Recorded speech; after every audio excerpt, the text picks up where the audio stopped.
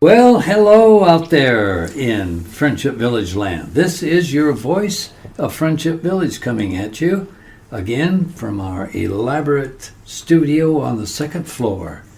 And we have with us, as I like to say, a most interesting guest. And I also add that most of our guests are very interesting. So you'll find this character an interesting guest. So be sure and stay tuned and gather all your friends and relatives and whoever and come around and hear our great podcast. Before we get into that, I want to share a little joke. And the joke is kind of in honor of some of what our guest will be talking about a little bit later. The scene is at a parochial school in the kitchen. So kids are lined up with their little trays to go through the line for their lunch. So at the beginning of the line, there's a big basket there full of apples, and a little note in the apples that says, only take one because God is watching you. So they go through the line, and at the other end, when they're all finished, there's another big basket full of Oreo cookies and another sign. And this sign says, take as many of these as you want because God is busy watching the apples. I love it. So we're going to get on here, and our next order of business is to announce our sponsor for this program, and that is the staff, the dedicated staff who work at our two, I would call them restaurants. Mm-hmm. Not restaurant, or cafe. Cafes, small cafes. Small cafe. One in Village Place and one over in Village Terrace. Mm-hmm. So, Mary, who are these people? Susie is the one here. Susie, Susie. And Shayla is the one over in the other building. Shayla. Yes, and she has helpers over there whom I don't know, but she's kind of the head one. Okay. But they're very accommodating. They fix just, if they have it on hand, they'll fix about anything you want. Susie always has a soup about 4 days a week, and then on Wednesdays she serves like a breakfast meal. And she has all kinds of baked goods there that you can buy. I've heard of her waffles with... yes, waffles with strawberries Strawberries, or something. Cool Whip. I know. Okay. Yes, so she's so accommodating, and she does a pretty good little business there. And sometimes she does need extra help, and I know one of the cooks from the kitchen came and helped her one day because she was so behind. Oh, so, okay. But anyway, we really appreciate those two little cafes that service the people. I don't know how it goes over at the terrace, but I've seen people eating there, and I know they do. So I've heard good things about both places. I have heard good things. Okay. So that's good. That's our sponsor for this program. And, sometimes we like to eat at lunch, sometimes at supper, sometimes it's in between. And that's where these restaurants, these cafes come in. So take advantage and patronize and appreciate what Friendship Village has for us. So our guest is eager and ready to roll here. So Mary, why don't you introduce him and get on with our... All right, our guest today is a man by the name of Dan Rigel, and he lives over at the Terrace. And they were one of the first few people to move in there when it opened up for people to start moving. He and his wife Nancy moved in, but we'll get to that. About a year ago. Yeah. A year ago in August. Yeah, a year ago last August. Okay. But anyway, we'll get onto their living facility after we get to know Dan a little bit more. Mm-hmm. So Dan, are you a Waterloo native or were you born someplace else? I was born in Waterloo and raised in Elk Run Heights, big city of Elk Run. We had a bar and a barber shop and a small grocery store, so take your choice. That was your time. All three in one? All three in one. Well, for heaven's sake. Did you have a stop sign? Yeah, we did. We did have a stop sign. Okay. Well, that's... I've never been there. Never been to Elk Run Heights. Very good. Was there a school there that you go to school? Yes, Elk Run School. Yeah. Mm-hmm. Clear through to graduation? I forget. We went to Jewett after that. Where's that? in Evansdale, Jewett School, before they tore it down in Bunger. They built, and we went a half a year at Jewett and half a year at Bunger. So opened Bunger up. And then from there on to East High. Okay. East High, okay. Oh, you went to East High. East High. Yeah. All right. You graduated from there. Yep. Okay. And then did you go on to college? And not for a long time. We had 4 kids, and I worked at a nursing home, Ravenwood, Okay. and they were changing management, changing hands, company buying them out. So I applied for a job at Sartori, and one of the stipulations was I had to go to school. So they hired me over somebody with an education, which was kind of an honor. But I was one of those people that couldn't read. My reading skills were Zippo.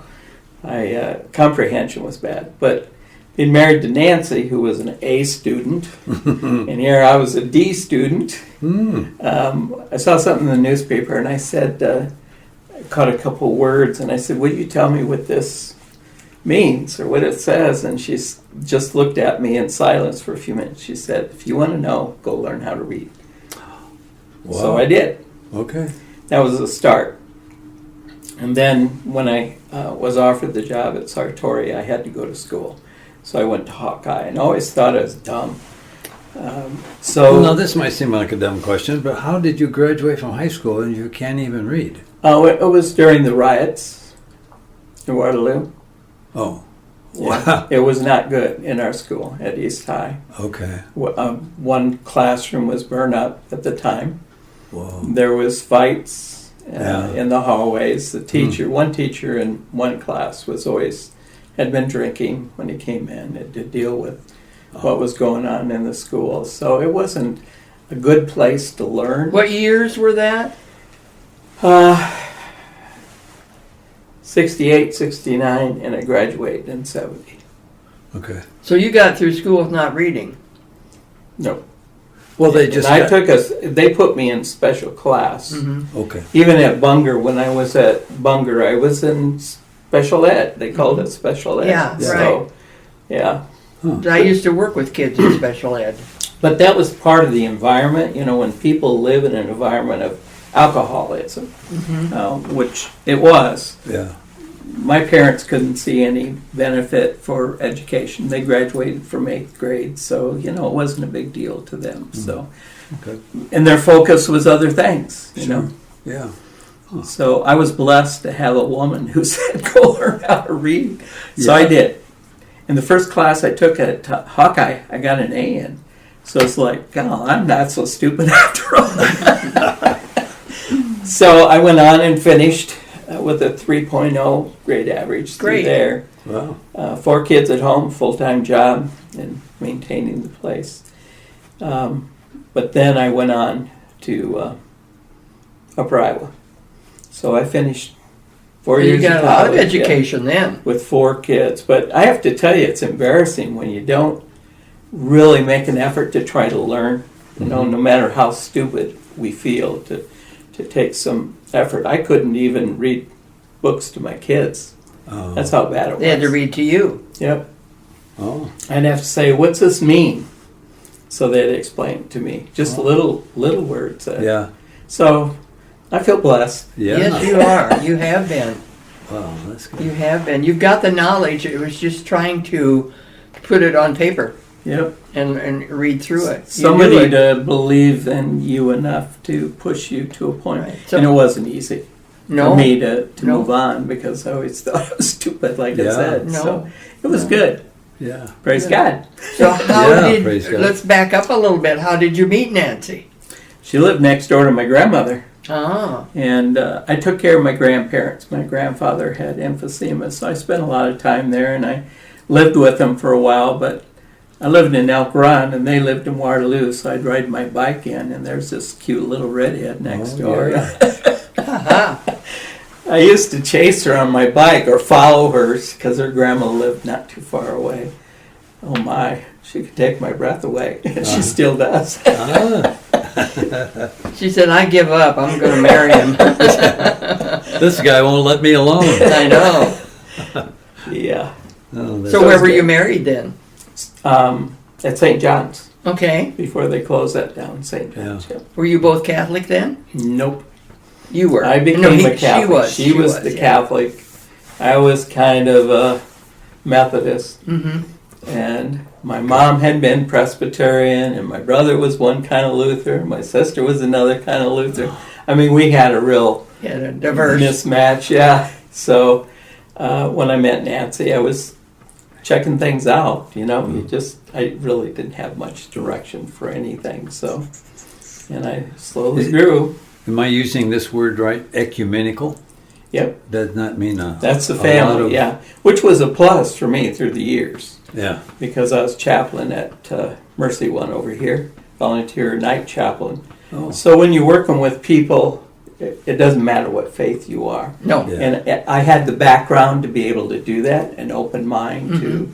So I also I was a volunteer chaplain at the jail as well. Okay. So when you're dealing with different people in the jail and talking about faith in general, you have to have a wide range of thinking. And I think surprising as I have learned over the years, a lot of the people in the jails or prisons, they're looking for something. They're looking for a faith. They're looking for someone to guide They're them. looking for something, yeah. Yeah. And there's a lot of negativity with some of them because there's been a few. I'm one of those people that don't hold back. But I know one guy was blaming his girlfriend for turning him in for drugs. And he was just angry as heck at her. And I said, who had the drugs? Who was doing something illegal? How can you blame her? Where are you taking responsibility for your behavior? And what's the Lord see? You know? Because he's talking, you know, faith. So how does the Lord see those kind of things? You know? Right. So it quieted him for a while. And then all of a sudden he started talking about the right direction, Yeah. you know, and his thoughts and what. Kind of got him turned around. Yeah. Yeah. So, but there was a forgiveness for himself for blaming her, Yeah. and created a more positive environment for him when she did come visit Right. again. So it was good. But as a guy, sometimes us guys do not step up and acknowledge our feelings No. beyond anger. Yeah. So Yeah. Right. it was wonderful. I just, the Lord worked. So, Mm-hmm. but that's kind of things I dealt with in jail. So, but it was good with the ecumenical background. Yes. Sure. So Okay. Yes. And so you've had quite a variety of jobs. I was a volunteer. I worked at Waverly Health Center for over 16 years. City-owned hospital. We didn't have any chaplains. Once in a while, pastors would come in from someone's church. So there was a gentleman he ran the kitchen, and I ran plant services facility operations. And as Christians, we decided to ask permission to start a chaplain service there. So we were both on call 24/7 as volunteers. Wow. So if something come up, the administration would say, go take care of it. Example is a lady had a stillbirth. So I was able to go minister to them and their family. Even the doctor came in. And during my working hours, normal working hours. So it was kind of such a blessing for me to be able to do that, to be there for other people. So. Yeah. And the gentleman, I don't even know what faith he is, but we just felt that people needed to have someone be with them, support. pray for support. Mm-hmm. We didn't preach to them, but we were there for them. Right. Now, do you still do chaplain work?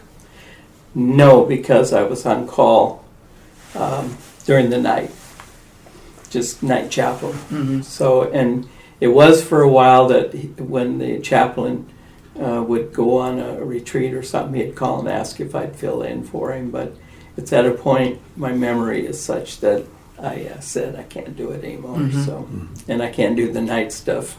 No. I don't do well getting out of bed in the middle of the night. Right. Right.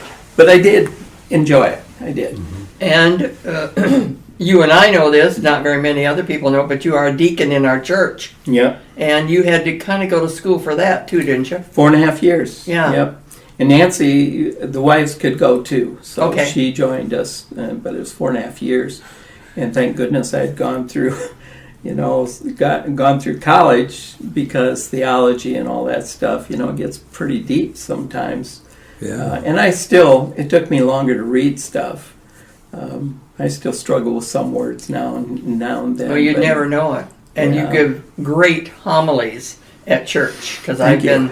I've been witness to that. And we get on the bus after church to come back out here to Friendship Village, and if you're not on the bus, and if Nancy's not on the bus, they'll say, well, even she is on the bus. What a good homily you have given that we can understand and acknowledge. It's not me. The Holy Spirit is Guiding you. working, yeah. Mm-hmm. Sometimes I have to really shut up and listen. Sometimes we just do not pay attention. And we try to do things ourselves. And, it's really difficult, especially since I wasn't really raised in much faith, to sit down and really stop. And how can you hear the Spirit, hear the Lord talking to you? Because people just don't do much of that. People do not know that, so you do a fantastic job, Yeah. I think. Really good. Really, really good. It's not me, it's him. I know, but he's guiding you. You're doing it, but he's guiding you. But he needs somebody to say, yes, I'll do that. And that's Yeah, where you yeah. come in. Mm-hmm. Yeah. So, you moved here a year ago, and you're settled in, and you have just taken on a lot of little odd jobs around here. Because I hear your name mentioned a lot about doing this or doing that or helping me with this, or I have to call Danny, and so you're become very popular. And Nancy says, you don't have to worry if something happens to me. All these ladies are going to Take be care of knocking you. at your door. And I said, yeah, they'll just want to use my hands is all.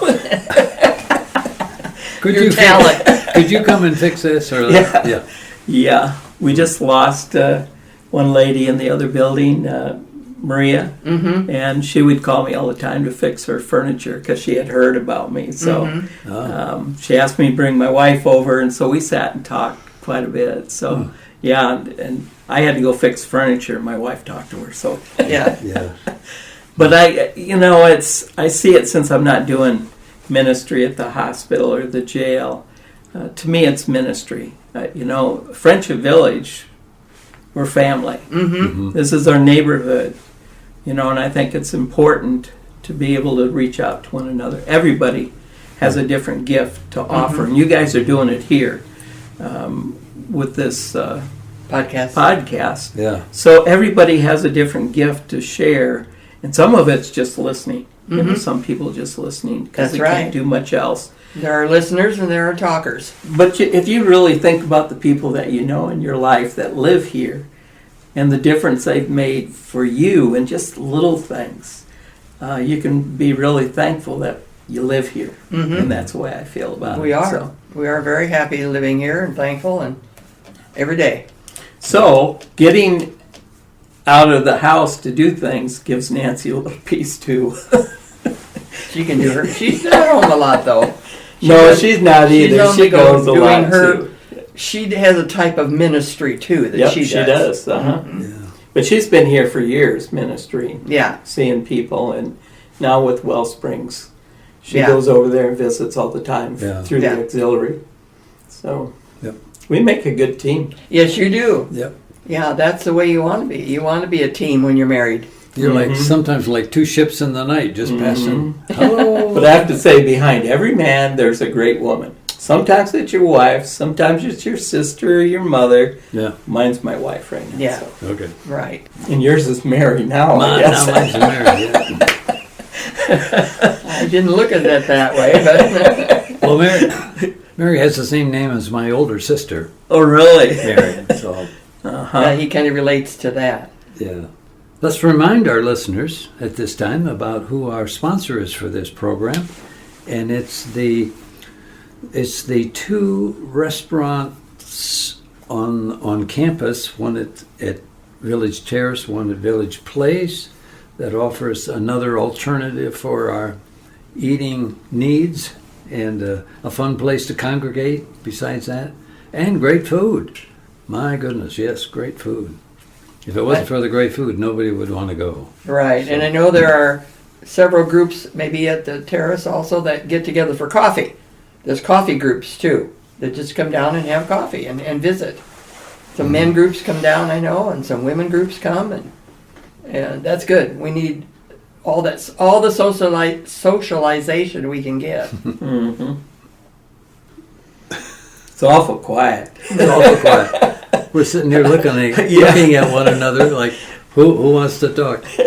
So Well, I think we've covered a lot of bases here with Dan. maybe you could give us a little more detail about your kids. Where are they, and what are they up to? And Yeah. Well, my son was just here visiting us from Washington State, and he's just getting out of the military this next month after 21 years. So okay, he's Special Forces, so he's got quite a few things to deal with health-wise, so he's going out on full disability. And then one daughter was living here, and she just left us and went to Florida and moved there just before the hurricanes. Oh, just before. She was right in the middle of it, so all she got is the metal they put on the windows rattling. But it was a sleepless night. Oh. So she's our youngest, and the other two are in Illinois. They're about a mile from each other, so we go to visit one and drive a mile and see the other. So There you are. And how many grandchildren do you have? 11 grandkids. Wow. No great grandkids yet. No. Too soon. Okay. Let's hope not. Good. Yeah. Well, they come faster than you think. Mm-hmm. So you have to travel a lot to see your kids. Yeah. So since my youngest moved to Florida, we usually go to Texas every year before the virus came about to a conference down there on Rollheiser, and we'd spend some good time down there in February since it was warm down there. But this time I think we'll be going to Florida as long as there's no hurricanes. Yeah. So Okay. yeah, it'd be nice. But time flies. Kids. It isn't too far to change. Illinois, though, to go visit your kids. No, out but there. it's trying to fit into kids' To their other schedule. people's schedules. Yeah, because the Right. kids are little. Now, games. all four of your kids are married? Yes, Yes. Okay. all foreigners they married. So Foreigner. we have an international family, Okay. and my first son-in-law is from Russia. He is a United States citizen. He has been for a while, and the second one he's from Guatemala. Oh. And then my daughter-in-law, who was just here, is from Italy, Verona, Okay. Italy. And her name is Valentine from Verona. Oh. Yeah. And then my youngest daughter married a guy from Honduras. So My goodness. Italy gets my vote for food, though. I'll eat the rest of it, but that's my favorite. Mm. So it's quite different having an international family. I would say. I don't know why they chose foreigners, but Nancy and I have talked and said, well, we must have taught them something to be open to all people, so interesting. Yeah. Very interesting.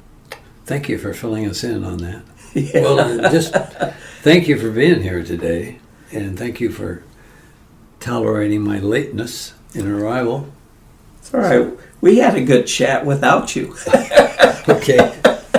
Okay. I just had to stick that in. Stick that in there. Yeah. We don't get a chance to chat. No, we just see each other in the bus pretty much. Yeah. So it was nice, and I think that's important Yeah. throughout our facility Yeah. to be able to chat about things. I like this podcast thing because other people get to see what others are like. Sure. Get to listen to their story. Their stories. This is where it's worked out really good to learn about people, because they'll say to me, well, what am I going to talk about? Or what "Oh, I don't have anything interesting." I said, "Oh, you leave it up to me."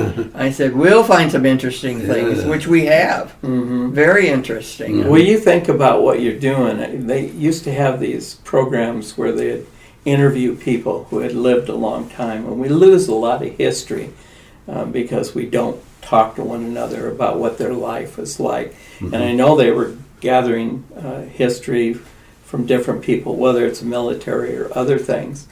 And I think it's important that we share those stories. I'm doing family history. Oh, and so it's like we lose that if we don't start asking questions about it. I missed asking that from my mom, but I've learned a lot since. And even found out that one of my ancestors was a slave. So when you was a slave, and he married a gal that was an indentured servant, and she was from Ireland. She married him, and so she became a slave. And so by law back then, all of their children became slaves by law. So it took many, many, many years before they could take it to court and not be a slave. Yeah. So it's kind of interesting. Yeah. So it's the stories that are shared that you guys are doing. I think it's important. If people really sit down and listen to your podcast, it's history. You're gathering history of Friendship Village. That's right. And, I think that's a gift for all of us because I've been listening to them. I think they're pretty cool. So I appreciate what you're doing. Good. We have one listener there. Yeah. Well, you have a lot of them. I've stepped into the two-story. When they're sitting over there, there's quite a few people sitting there listening to some of those podcasts. Yes. So, you sit here just with one person interviewing them, but if you really see the people listening, and one person that you interviewed, I could hear that man really has done a lot. He's so interesting, and there's a big discussion about life and the difference he made. So see what you're doing. And then when you see and visit with these people, then you kind of know a little bit more about them, and you can relate to them a little bit better. In a different way. Yeah, that's right. Yep. Family. Then it becomes more like a family. But you guys are creating that environment for a very positive environment for people to get to know one another. And we've had a few people that we've interviewed that don't live here, but thought that they had some very interesting backgrounds. Yep, I've listened to them too. And then somehow they've had a tie-in with Friendship Village, a connection of some kind. Yeah, they did. Right. So this needs to continue because we're a keep family, we're a community. We keep finding more people to interview. Yeah. Yeah. So thank you. All right. Hey, we're going to close in our usual way, so say it along with us. May the good Lord bless and keep you till we meet again. Bye for now. Goodbye. Bye.